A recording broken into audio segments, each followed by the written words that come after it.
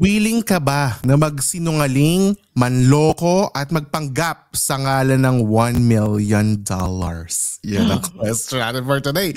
Let's do a meme review sa pinakabagong reality show, game show ng Netflix, ang $1 Million Secret. Pero bago yan, pakinggan muna natin ang ating ka-okra of the week. Hey, this is Belshane from Montreal, Canada, and I love Siligang sa Gabi, the podcast.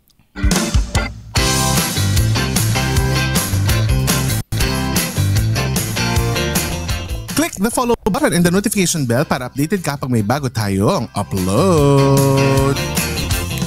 Nabingi ako Ay, sorry. Hello mga ka-okras all over the world! Ay.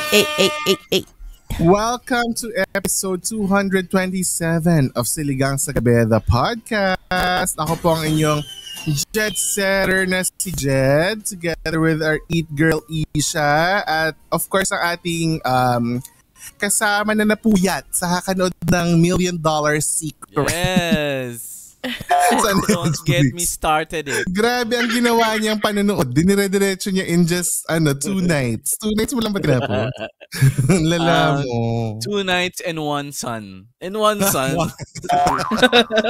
Kasi kagaya naman na dati nasa trabaho na ako, nanonood pa siya. As in, 9 a.m. na dito, nanonood pa ng Netflix. So iba naman talaga. 3 a.m. na pinapanood ko ba yun? Oo, totoo. Nag-uusap pa kami na, sayang natalo si ganyan. Nagaganon pa kami sa GC. So, yan po si Mike Cuento ako. Hi. Kamusta naman kayo, guys? Uy, batiin natin yung Bini Isha. Bakit? Ang bagong member na naka-in-ear. Yes. In-ear mo. Yes! Hindi mo kaya. But anyway, bago pa papunta kung saan at makancel si Mike, umpisa na ng year 5 natin, Tuloy-tuloy ang journey to 1 million downloads. Kaya naman keep on downloading our pod at makinig kayo tuwing Monday sa Siligang Express. That's 10 a.m. At saka sa Siligang sa Gabi main episodes every Wednesday 12 noon wherever you get your podcast. At subscribe na kayo sa YouTube channel. Konti na lang 1,000 subscribers na tayo. So go mag-subscribe na kayo sa youtube.com/@siligangsagabi. So makikita niyo kami dyan. At meron tayong special edits ng episodes dyan. So pwede niyo mapanood ng kaunti ang vidcast. Kasi yung full vidcast naman natin, uncut at extended, ay nasa patreon.com/siligangsagabi. Yes! Kaya member na kayo ngayon na. By the way, may bagong pakulo yung Patreon. Pwede ka na mag-sign up for an annual membership. So, I love it. Yeah. So, ang ginawa ko, may discount yung mga mag-annual membership. So, kung gusto niyo na full year, bayad na kayo, makakatipid kayo. Go, guys! Yes, kaysa sa monthly kayo china-charge. So, yan, may isa na tayong annual member na nag-sign up last week. So, babatiin natin siya mamaya. Ang bilis! Yes. At walang hindi natin pinlog yun. Nakita lang nila sa Patreon talaga na may annual membership. Thank you dahil sa'yo nalaman namin. Thank you. Correct. Kasi hindi na alam. Nakapas sa aming mga creator. So, yan ang natin. So, yun yung pinakabag sa Patreon. So, pwede kayo mamili. So, go na kayo dyan. Simulan natin ang $1 million review. Kasi nga, ito ang memo review ng $1 million Secret. So, bago ang lahat, iyan naman natin, ano ba yung $1 million Secret? Ano ba siya? So, sabi nga natin, ito ang pinakabagong reality game show sa Netflix. At nag-stream lang siya or nag-premiere noong March 26. As in, sobrang bago lang siya. Diba? Yes. At ito ay hosted by British comedian na si Peter Serafinowicz. So the series features 12 contestants na strangers from different backgrounds. Iba-iba sila ng work, diba? Iba-iba sila ng trabaho. Iba-iba sila ng iba single, iba may pamilya, iba bachelor, whatever. So yan. Tapos itinira sila sa isang mansion na beach house. Diba parang ganun? Kasi may mga dagat-dagat Parang ganun. Beach house. Ganda ng location. Sobrang lala. Grabe. Mala mala PBB. Pero ang twist, hindi ka dito magpapakatotoo. Hindi ka dito. Choice mo. Choice mo kung magpapakatotoo ka. Pero lahat ng sasabihin mo kasi can be used against you. Kaya dapat mag-ingat ka. Diba? Kasi nga, it's a game of lies and deception. Tapos, ang pinaka-mechanics, bawat isa sa kanila may sarili-sariling rooms. Tapos sa room nila, may makita silang wooden box. At randomly, sa isang box, may naglalaman ng $1 million in cold cash. Diba? Harap. Yes. At ang objective nun, kailangan maitago nila yung 1 million. Kung sila yung napili, na maitago nila na may 1 million sila sa loob ng box hanggang sa end of the game. Para manalo sila. Yun ang basic mechanics. So ito ay may 8 episodes sa total. 50 to 60 minutes or an hour siya per episode. Pero hindi mo mapapansin, na 1 hour siya. Kasi sobrang gripping. Exciting kasi yung ganap. Spoiler alert muna ito ha. We might mention some details that might spoil your experience. Pero ipapromise namin, hindi namin babanggitin kung sino ang mananalo. O bawal sabihin. Ay,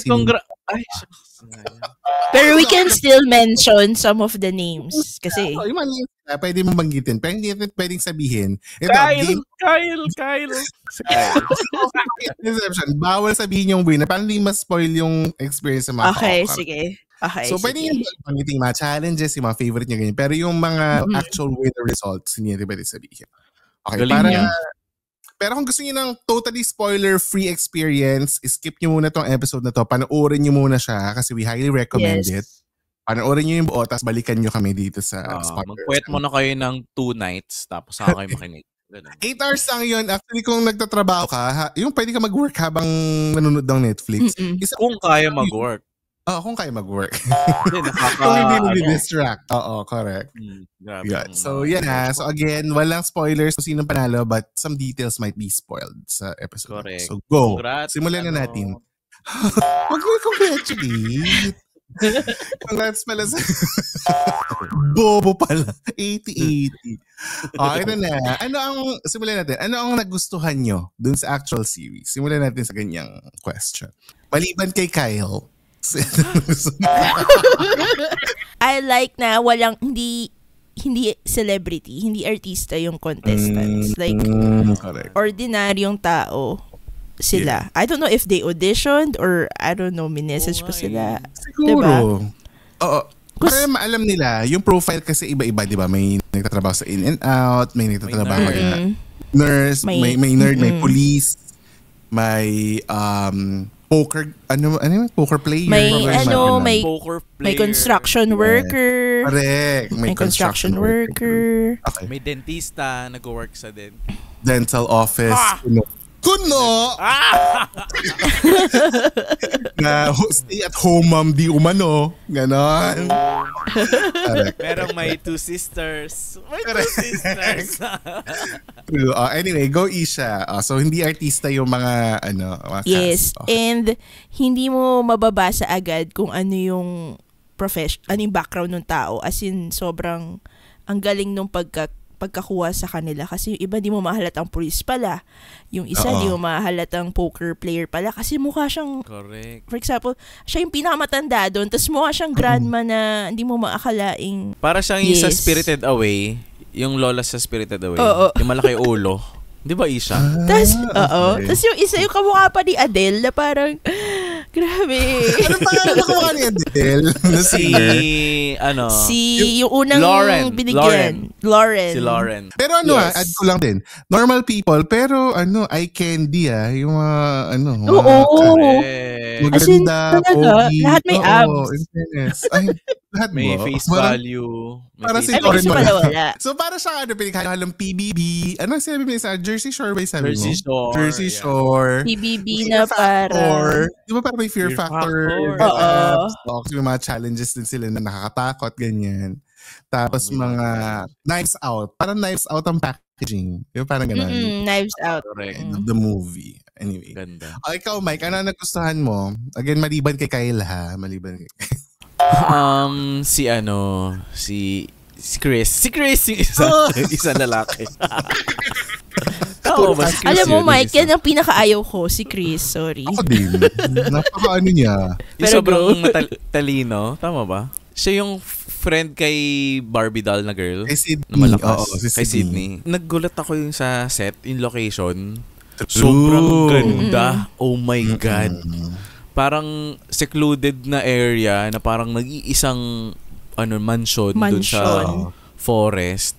Tapos yung theme niya na parang super glamorous. Hindi glamorous Mas parang glammed up na siya, PBB. Parang ganun super nga up there na na mansion. Tapos Oo. yung mga challenges nila, yung kukuha ka ng yelo sa iceberg. Oo, sa Arctic icebergs, nakasakay sa helicopter. Di ba ganun yung mag-helicopter, kukuha lang ng yelo. Tapos, tsaka sa doon ka mga, talaga sa totoong kukuha ka iceberg ng whiskey, pero dun sa mismong lugar ng mga barrel ng whiskey. Di ba ganun yung ganaps? Grabe. Tapos pati yung pag nomination night, yung may may SDE na postura, magandang gown, Yes. may hikaw. Ang ganda doon. Di ba? May mga shot na naglalakad-lakad. Sa rampa silang ganun. Oo. Ang elegante, di ba? Bilang cut to, walking silang lahat na cast na slow-mo. Di ba? Parang ang ganda. Ang galing. Parang ano itong pelikula, to be honest. Parang movie yung edits nila, no? Parang ang ganda. Ang ganda nga. to save myself in this elimination. May mga ganda. Ipa-practice ka naman sa pag-join. Ano ba pag meron Philippines talaga? Audition talaga. Mamaya, pag-uusapan natin yan. Kasi pag-uusapan natin later is, paano mo siya gagawing $1 million Secret Pinoy Edition? Yun ang Sasali din ako. Sasali din ako talaga. Hello. So yun ang yun question sa second part ng episode. Pero yun, at least yun ang gusto mo. Yung mga location, yung treatment, theme, and all. Ganda. Ako, ang nagustuhan ko sa kanya, yung actual mechanics. Kasi kakaiba siya. Yung upfront, ito yung premyo.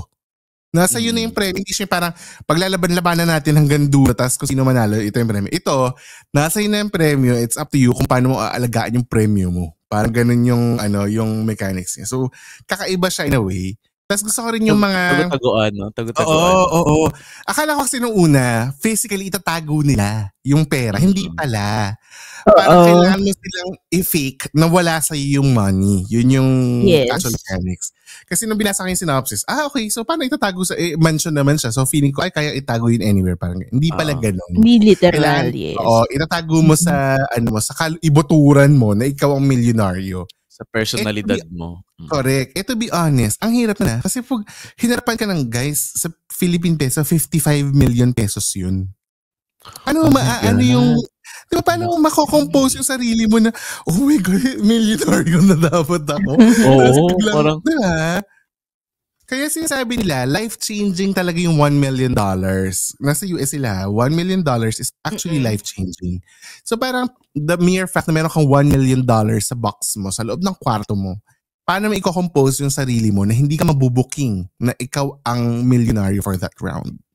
Tapos parang nagbibilang ka lang ng araw, no? So kailangan matawid itong araw na to. Correct. Kailangan hindi ka maboto. Milyonaryo ako. Oo. Kasi na tong pera na to. Hindi, kasi on top of that, may siya, may mission ka na kailangan, may agenda, quote-unquote yung sabi ng host, diba? This is your agenda or like ganyan. Oo. Tapos yung agenda na yun kasi, kung ikaw yung milyonaryo, kailangan mo siya magawa para meron kang advantage sa botohan. Or pag hindi mo siya ginawa, may penalty ka. So, kunwari, ang penalty sa'yo, 2 ang boto sa'yo, starting pa lang. Or yung, pag nanalo ka, may kill shot ka. Kung sino iboto mo, tanggal agad. Hindi na kailangan bilangin ng ibang boto. Di ba? Parang ganun. So, malalaki yung at stake na, na advantages. Kaya masayang panoorin yung actual show. Di ba? Sobra. Para siyang di ba? Parang Among Us na parang... Kasi di ba after may mamatay, nag-uusap-usap. So parang ganun din dito sa show na. Correct. Parang pero instead of saying na sino ang killer, ang sasabihin nyo, sino ang millionaire? Kasi kailangan nyo siyang ma-vote out. Yes. Yun yung part ng objective. Kailangan ma-vote out yung isa-isa hanggang sa matira na lang, ikaw, para ikaw yung mag-uwi ng $1 million. Yung discussion, nangyari siya habang nagdi-dinner kayo na parang parang relation drama, di ba? Hindi siya yung parang sa PBB na may confession room dun kayo wala. Talaga. Pero yung vote nyo, confidential pa rin, di ba? Parang binibilang pa rin. Pero meron kang power to influence others na, correct. Alam ko siya yun kasi ganito, ganyan. Tapos ang ending, hindi pala siya. Hindi pala. Galing. Diba? Super ko lagi, yung parang sabi ko, mali kayo, hindi siya. Lagi akong ganun kasi nga alam mo as a viewer, alam mo kung sino yung milyonaryo, diba? So parang, open yung box, tapos sasabihin nila before na parang, it's gonna blow your mind na hindi ako yung millionaire. Tapos pagbukas hindi nga siya. Diba? Tapos, oh my God, naloko na naman tayo this round. Kasi nga, may magaling magsinungaling, di ba? Ang galing talaga. Sobrang galing, as in. True. Amazing. Ang ganda. Ang ganda niya, guys. So, dito pa lang sa first part, panoorin nyo na kasi we highly recommend the series. Yes. Nag-umpisa to na randomly, in-scroll ko lang sa Netflix, pinanood ko hanggang sa sinabi ko na sa akin dalawa na, huy, hindi ko mapigilan, nanood si Isha. Hindi na rin niya natigilan. Kasi nung nanood tayo, Ish, may 2 episodes pa na missing, di ba? Na hindi pa ko sobrang bitin. Yes. So ngayon, nung napanood ni Mike, kasi nga, ang ingay namin ni Isha dun sa GC. Hindi ako makarelate eh. Oo, hindi siya makarelate.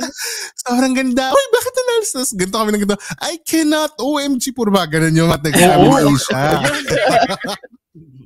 So bilang FOMO tong si Mike, nanood din siya at tinapos niya. Extend ako ng reaction videos ko. Live Grabe, reaction. madaling araw. Tapos talaga yung parang kami ni Isha, ay sa makasanunod na rin yung Mike kasi nga makakapagsabi na kami ng mga spoiler. Kasi hindi naman masabi yung spoiler eh. Kung sino yung nanalo. Finale yung pinanood namin ni Isha yung last 2 episodes. Kaya kami ay sobrang taas ng emosyon. Nakakatawa pa yung yung pag natatapos ni Ed Jenny, sino yung picture, Mike? Yung parang sa teleserye na may yung may success na glance. Parang akala niya lang talaga. Yung parang ganun. Yung parang happy pero sa isip niya, hindi niyo alam na nagawa ko ng agenda ko. May kill shot ako mamaya. Di ba parang ganun. Anyway, speaking of joining $1 Million Secret, pag-uusapan natin yan, sino nga ba ang mga gusto natin makasama sa $1 Million Secret? Pinoy edition. At paano natin gagawin ang Pinoy edition ng game show na ito, ha? Yan ay sa pagbabalik ng Siligang sa Gabi, the podcast. Hey, this is Belshane from Montreal, Canada, and I love Siligang sa Gabi, the podcast. Break time muna tayo sa usapang $1 Million Secret. Time for members shout out. Hello to the certified Ka-Okra Pro and Pro Max members on patreon.com/Siligang sa Gabi. Go Mike Tan. Hello kay Aki, Corinthia, Lulu, Chino, Trisha, Ashley. Yung mga bago to Mai, Nurse Camille, Pris, Ichigo, Kathy, Dar, Faye, JV, Rararams, Roy, C, Jen, Letus Oreo, Zyron, Guido, Margaret, Jeremy, Lemon, at kay Jermaine.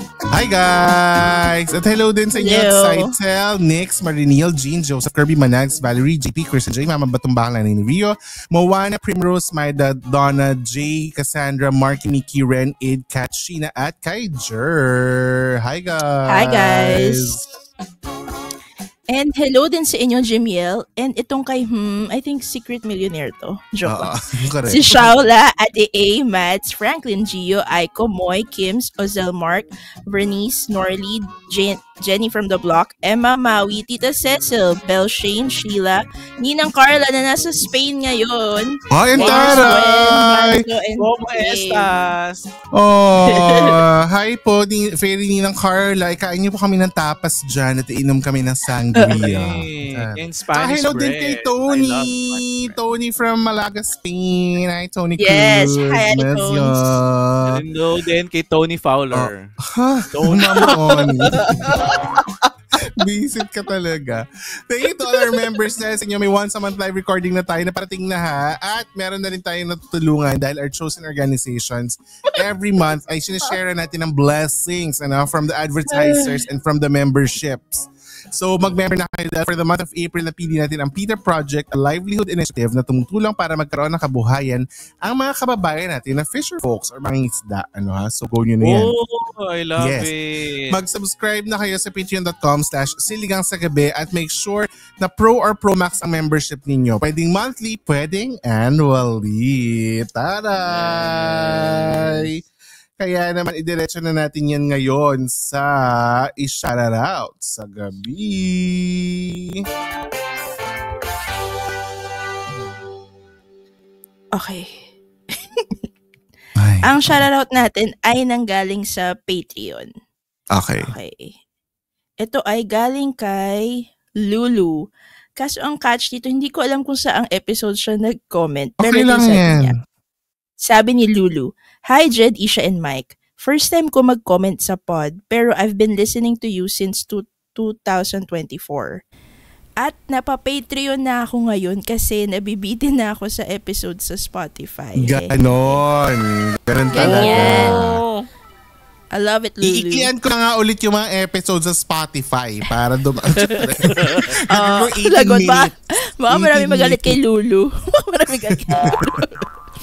Edit lang. Ito pa. Sabi niya, just want to answer the what if question. Hehehe. Pagkarinig ko, yes agad ang sagot ko. At kagaya ni Mike, napatiri-eyed din ako. I would have wanted my mother to explore her life more.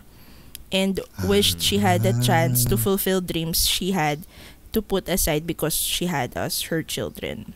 But still thankful she chose to have us.